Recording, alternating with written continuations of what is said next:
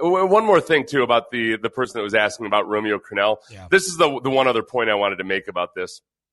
Because he's talking about the bend but don't break philosophy and how he doesn't like that. In other words, as long as you're in a position to win in the fourth quarter, you've done your job and everything is okay. We all know how tough it is to win in the NFL. However, if we're going to lose, isn't it better to lose having given it your all rather than playing not to lose? Okay, this is what you need to understand, is that basically you just said that it's impossible for the New England Patriots to win because of their philosophy on defense. That's Bill Belichick's philosophy. Like, Bill Belichick and Nick Saban have different philosophies defensively. They're best buds, but Saban's way more aggressive, and Belichick just wants to keep everything in front of you and just be very safe on the back end, play some man, but you don't necessarily get super exotic, and you just make alterations from week to week.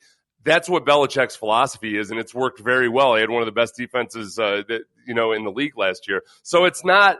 There is no correct philosophy in NFL defenses. There is only, are you good or are you not? You can come by it multiple different ways. Is there a correlation, though, Seth, between talent level and aggressiveness? In other words, if you have more talent on defense, are you able to be more aggressive? And I know I'm being very broad with that adjective, aggressive. But is there a correlation?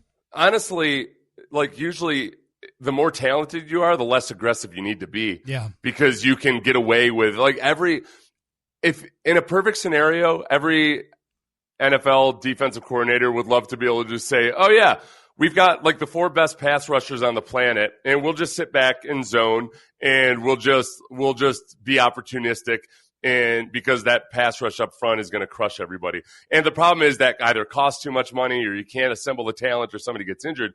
And so some of it is that you've got to be – sometimes you have to manufacture a pass rush, and you do that by being creative.